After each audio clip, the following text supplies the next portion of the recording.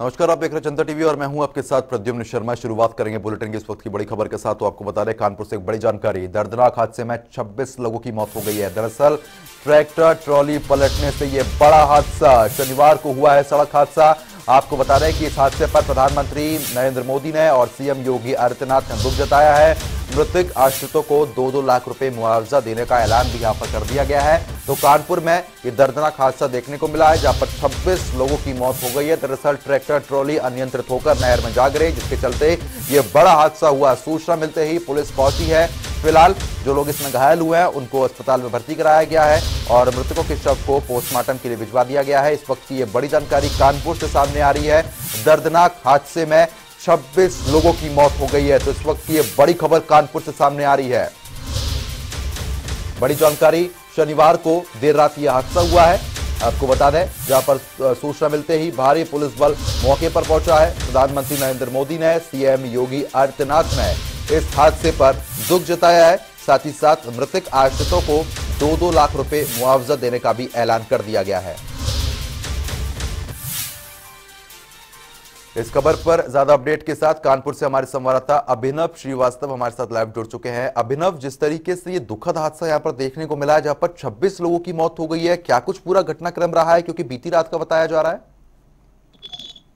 जी बिल्कुल, आपको बता दूं कि ये भीषण सड़क हादसा हुआ है और इसमें 26 लोगों की मौके पर ही दर्दनाक मौत हो गई। वहीं जो गंभीर घायल हैं उनका इलाज हैलट अस्पताल में किया जा रहा है। आपको बता दें कि ये कोरथा गांव के राजू निषाद थे। इनके बेटे का मुंडन था और ये अपने गांव के ही 40 से 45 लोगों को ट्रैक्टर से लेकर उन्नाव स्थित चंडिका देवी मंदिर में मुंडन कराने गए थे और वहां से वापस लौटते ही वक्त साड़ और गंभीरपुर मार्ग पर एक पुलिया के पास ट्रैक्टर अनियंत्रित होकर खंती में पलट गया और इसके बाद 26 लोगों की इस भीषण हादसे में मौत हो गई। वहीं ग्रामीणों ने इस पूरे घटनाक्रम में जिला प्रशासन और स्थानीय पुलिस पर लापरवाही का आरोप लगाया है। ग्रामीणों का कहना है कि मौके पर जो पुलिस प्रशासन है वो लगभग 1.5 घंटे बाद पहुंचा था। 1 से 1.5 घंटे बाद ही वहां पर एम्बुलेंस पहुंची, जिसकी वजह से इसमें कई लोगों की मौत हो गई है।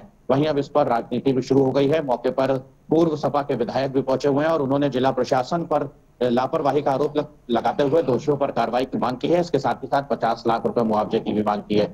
लेकिन ऐसे में बड़ा सवाल यह उठता है कि जिस तरह से कानपुर पुलिस, कानपुर की यातायात पुलिस की अगर बात करें तो हाईटेक है, कई उसको सुविधा भी मुहैया कराई गई है, कारोबार अभियान चलाती है, ग्रैंड चेकिंग चलाती है। लेकिन ऐसे में जो तथ्य सामने आए, ग्रामीणों का कहना था कि जो राजू निषाद जिसके बेटे का मुंडन था वही ट्रैक्टर को चला रहा था और उसने मंदिर से लौटते वक्त रास्ते में रुककर शराब पी थी। मना करने पर भी वो शराब पीता रहा। शराब के नशे में ट्रैक्टर चल रहा था। ऐसे में ट्रैफिक पुलिस या स्थानीय पुलिस की नजर, क्योंकि काफी दूर से ये ट्रैक्टर अनियंत्रित होकर आ रहा था, आखिर में खंती में पलट गया। तो किस तरह से, जिस तरह से यह हादसा हुआ, कहीं ना कहीं पुलिस प्रशासन पर भी लापरवाही का आरोप है। फिलहाल ग्रामीण आक्रोशित हैं। ग्रामीण कल रात से आक्रोशित थे, जिन आक्रोश को देखते हुए इनके शवों के जो पोस्टमार्टम है वो वहीं बितनू सीएचसी में करा दिया गया।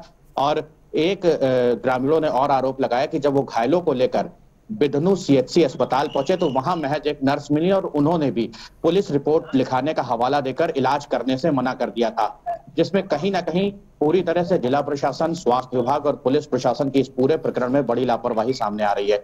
और इस वक्त मैं कानपुर के हैलट अस्पताल में हूं। अपने सहयोगी से कहेंगे कि दिखा दे कि किस तरह से यहाँ पर हैलट में है जो इमरजेंसी अलर्ट जारी कर दिया गया है।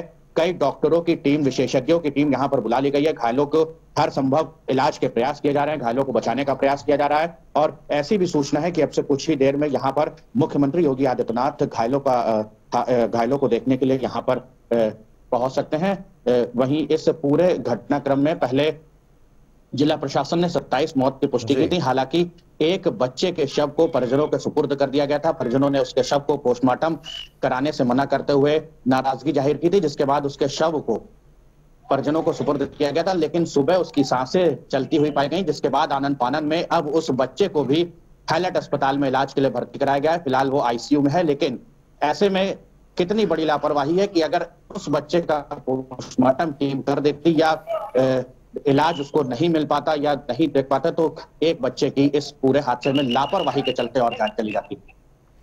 बिल्कुल, क्योंकि जिस तरीके से आप जानकारी दे रहे हैं, जहां पर शराब पी गई थी, उसके बाद ट्रैक्टर ट्रॉली को चलाया जा रहा था, क्योंकि जिस तरीके से हादसा हुआ है वहां पर सूचना पुलिस को दी गई थी, पुलिस की देरी भी यहां पर देखने को मिली है। ऐसे में अधिकारियों की तरफ से कुछ इस पर प्रतिक्रिया सामने आई है, पुलिस कर्मियों पर कोई कार्रवाई हुई है?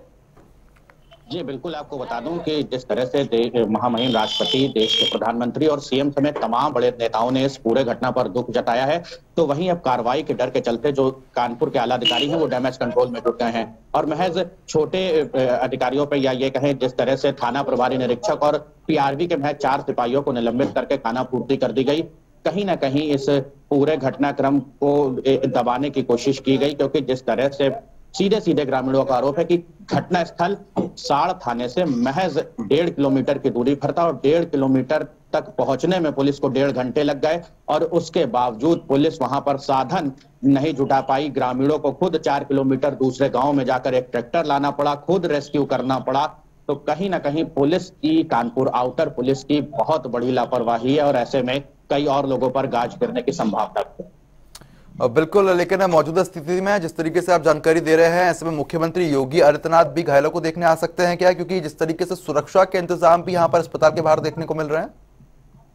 जी बिल्कुल, आपको बता दूं कि सुरक्षा के पूरे पुख्ता इंतजाम किए गए हैं और आपको दिखा भी दे कि किस तरह से हैलट अस्पताल के चप्पे चप्पे पर पुलिस बल भी मुस्तैद है, लगातार एम्बुलेंस जो है वो खड़ी हुई हैं। सीएम के आने को लेकर कयास लगाए जा रहे हैं, हालांकि अभी तक कोई सरकारी या आधिकारिक रूप से प्रोटोकॉल जारी नहीं हुआ है। ये कयास लगाए जा रहे हैं कि मुख्यमंत्री योगी आदित्यनाथ यहाँ पर घायलों को देखने के लिए पहुंच सकते हैं, जिसके चलते सुरक्षा के इंतजाम किए गए हैं। किसी भी गाड़ी को या किसी भी ऐसे वाहन को इमरजेंसी की तरफ नहीं जाने दिया जा रहा जिससे अवरोध उत्पन्न हो सके। हालांकि हम एक चीज और दिखाना चाहेंगे कि इस अवरोध के चलते एक घायल है और वो स्ट्रेचर पर, मेरे सामने आप तस्वीरों में साफ देख सकते होंगे कि लेटा है और उसको इलाज के लिए इमरजेंसी पहुंचना है, लेकिन पुलिस प्रशासन उस घायल को बीच रास्ते में रोके हुए है, इमरजेंसी नहीं जाने दे रहा है। ऐसे में अभी भी पुलिस की बड़ी लापरवाही है कि सुरक्षा की दृष्टि से वो पुलिस तो मुस्तैद है, लेकिन ऐसे में जो अन्य मरीज हैं, जो अन्य घायल हैं, उनको भी इमरजेंसी तक पुलिस नहीं पहुंचने दे रही है। इसमें भी कहीं ना कहीं पुलिस की अभी भी बड़ी लापरवाही है और जिला प्रशासन, सक्षम अधिकारी इस ओर ध्यान नहीं दे रहा है। बिल्कुल, कहने की पुलिस की लापरवाही तो इस मामले में देखने को मिली ही है। ऐसे में लीपापोती पुलिस के अधिकारी कर रहे हैं। मौजूदा स्थिति में जो लोग घायल हुए हैं उनकी अभी क्या कुछ स्थिति बनी हुई है? घायलों की हालत अभी भी गंभीर बनी हुई है, क्योंकि 1.5 घंटे 2 घंटे वो पानी में डूबे रहे। जिस अधिकतर घायल आईसीयू में हैं, 2 घायल वेंटिलेटर पर भी हैं, लेकिन हम तस्वीरों में अभी भी आपको साफ दिखाना चाहेंगे कि जिस तरह से एक मरीज यहाँ पर इलाज के लिए इमरजेंसी जा रहा है और इमरजेंसी पहुंचने से पहले ही पुलिस प्रशासन ने स्ट्रेचर पर ही मरीज को रास्ते में रोक दिया है। उसके परिजन उसको इमरजेंसी ले जाने के लिए खड़े हुए हैं, लेकिन पुलिस जो यहाँ पर तैनात है वो सुरक्षा का हवाला देते हुए मरीजों को इमरजेंसी नहीं जाने दे रही है। ऐसे में एक हादसा तो हो चुका और अगर इस तरह से पुलिस यहाँ पर अभी भी लापरवाही बरतेगी, मरीजों को इमरजेंसी नहीं पहुंचने देगी, तो कई और भी जाने चली जाएंगी। चलिए ठीक है, बने रहिए हमारे साथ, आगे भी लगातार आपसे अपडेट लेते रहेंगे। चलिए आगे बढ़ेंगे। इसी बीच एक और बड़ी खबर आ गई, आपको बता देते हैं। इस वक्त की एक और ब्रेकिंग न्यूज आ रही है। तो बड़ी खबर, तेज रफ्तार ट्रक ने लोडर में टक्कर मार दी है। कानपुर में एक और ये बड़ा हादसा हुआ है। बता दें कि हादसे में 5 लोगों की मौत, तो वहीं 8 लोग गंभीर रूप से घायल हो गए हैं। मुंडन के लिए परिवार जा रहा था विंध्याचल, जिसके दौरान ये हादसा हो गया। फिलहाल मौके पर भारी पुलिस बल मौजूद है। तो इस वक्त की ये बड़ी खबर, राहत बचाव का कार्य लगातार जारी है। कानपुर में एक और बड़ा हादसा, तेज रफ्तार ट्रक ने लोडर में टक्कर मार दी, जिसके चलते 5 लोगों की मौत हो गई है। 8 लोग गंभीर रूप से घायल हो गए हैं। परिवार मुंडन के लिए जा रहा था। मौके पर भारी पुलिस बल मौजूद रहा है। राहत बचाव का कार्य जारी है। आपको बता दें कि अहिरवा फ्लाईओवर पर यह हादसा हुआ। देखिए तस्वीरें सामने आ गई है, जहां पर फिलहाल जो घायल हुए हैं उनको अस्पताल में भर्ती करा दिया गया है।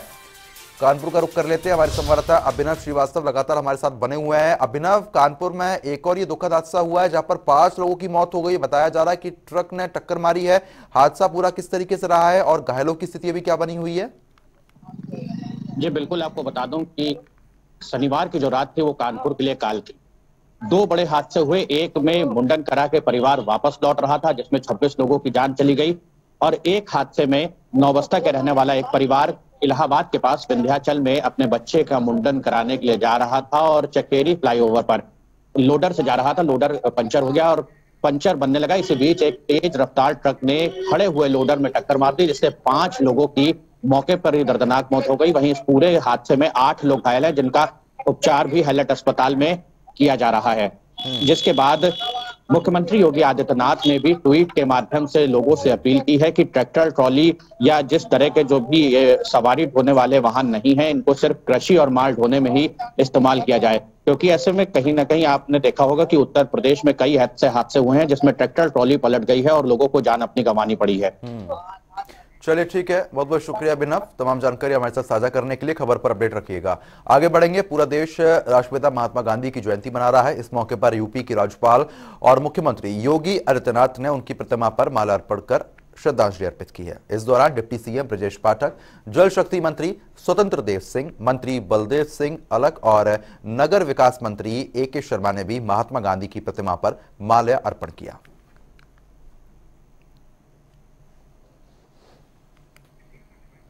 तो फिलहाल जिस तरीके से आप देख रहे हैं, आज राष्ट्रपिता महात्मा गांधी की जयंती है, जिसके दौरान मुख्यमंत्री योगी आदित्यनाथ, डिप्टी सीएम, जल शक्ति मंत्री ने माल्यार्पण यहां पर किया है।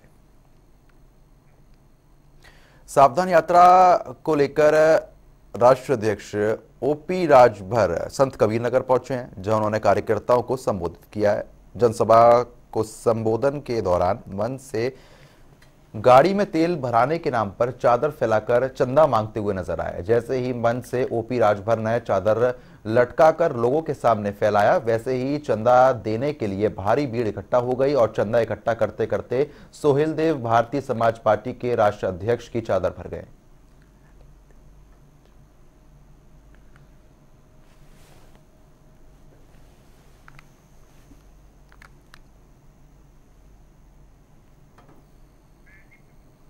तो संत कबीरनगर से जानकारी अब तक पहुंचा रहे हैं। राजभर ने कार्यकर्ताओं को संबोधित किया है और उसके बाद सरकार पर भी तंज कसा है, साथ ही साथ चंदा भी लोगों से मांगा गया है।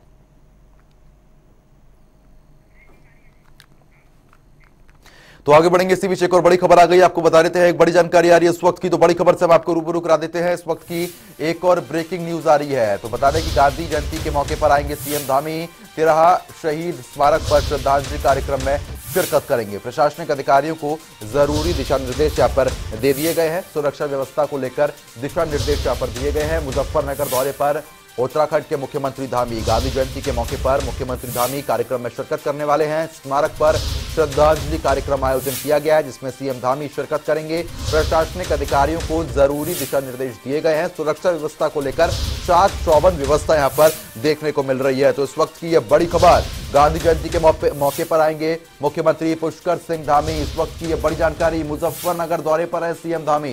प्रशासनिक अधिकारियों को दिशा निर्देश दिए गए हैं और आपको बता दें कि सुरक्षा के लिहाज से बात करते हैं तो चाक चौबंद व्यवस्था यहां पर करा दी गई है। इस वक्त की यह बड़ी खबर।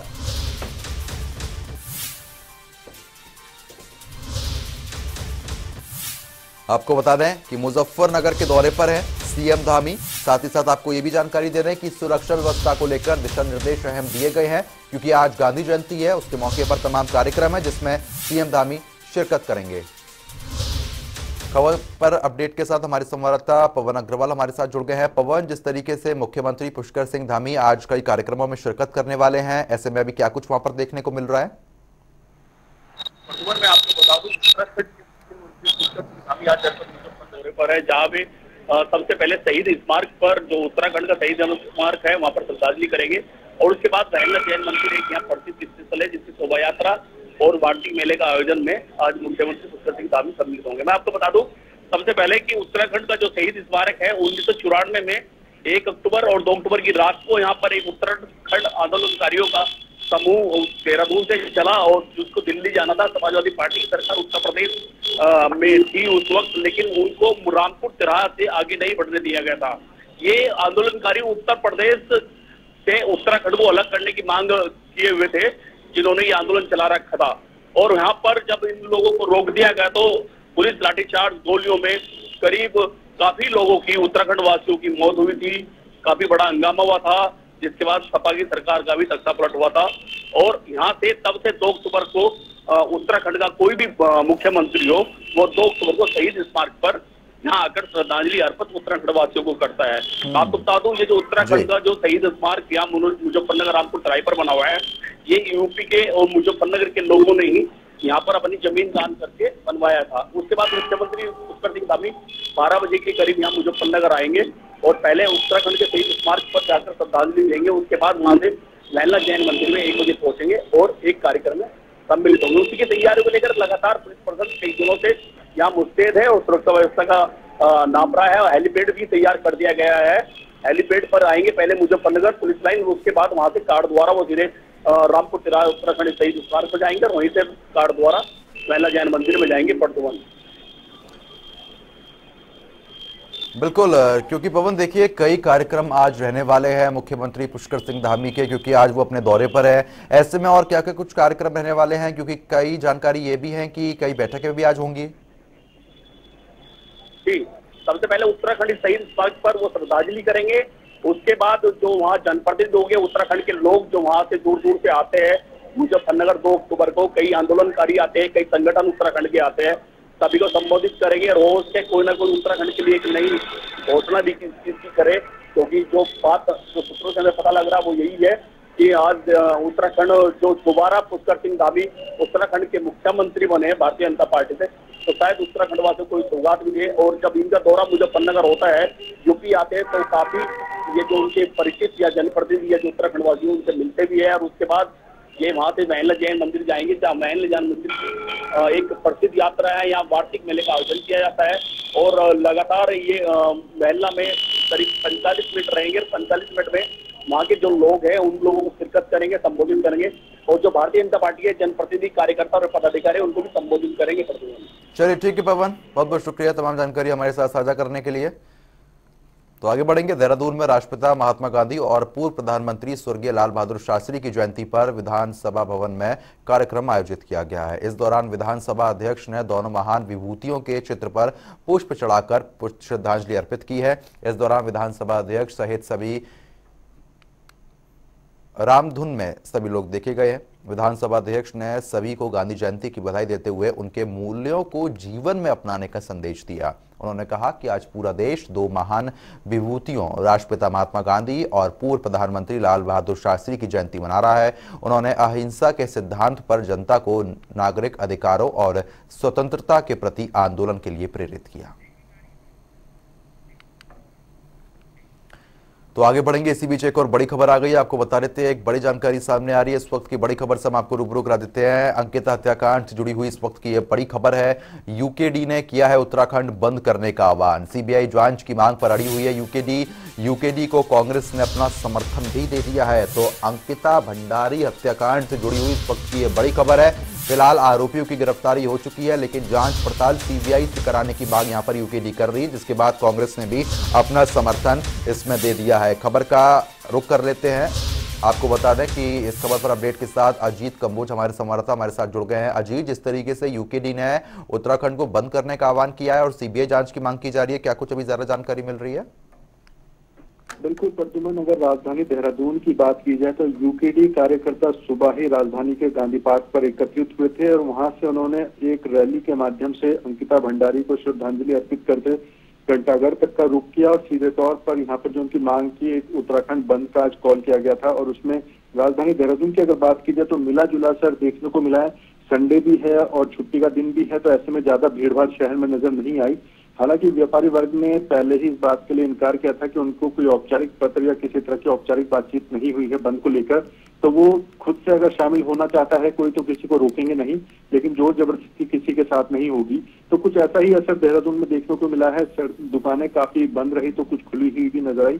हालांकि यूकेडी के कार्यकर्ता काफी संख्या में यहाँ पर एकत्रित हुए थे और उन्होंने घंटाघर तक मार्च निकाला और अंकिता हत्याकांड को लेकर सरकार से सीधे तौर पर इंसाफ की मांग की है, न्याय दिलाने की मांग की है। हालांकि तीनों हत्यारे पुलिस की कस्टडी में हैं, लेकिन सीधे तौर पर भाजपा नेता से जुड़े हुए ये तमाम लोग हैं। भाजपा नेता का पुत्र है पुलकित जो मुख्य आरोपी है। तो कहीं ना कहीं अन्य दलों को इस बात का अंदेशा है कि जो जांच है उसको डाइवर्ट किया जा सकता है। एसआईटी पूरी तरह से उत्तराखंड सरकार के कंट्रोल में होती है, तो ऐसे में सीबीआई अगर पूरे मामले की जांच करेगी तो कई राज इसमें और खुल के आएंगे, क्योंकि पुलकित का जो रिजॉर्ट था वनतारा, उसमें कई तरह की संदिग्ध गतिविधियां होने की बात खुद पुलिस की जांच में निकलकर सामने आ रही है। तो ऐसे में पुलिस से जांच अब सीधे सीबीआई को डाइवर्ट करने के लिए, सीबीआई को ट्रांसफर करने के लिए यूकेडी यहाँ पर उत्तराखंड बंद के माध्यम से अपील कर रही है। जी चलिए ठीक है अजीत, बहुत बहुत शुक्रिया तमाम जानकारी हमारे साथ साझा करने के लिए। खबर पर नजर बनाए रखिएगा।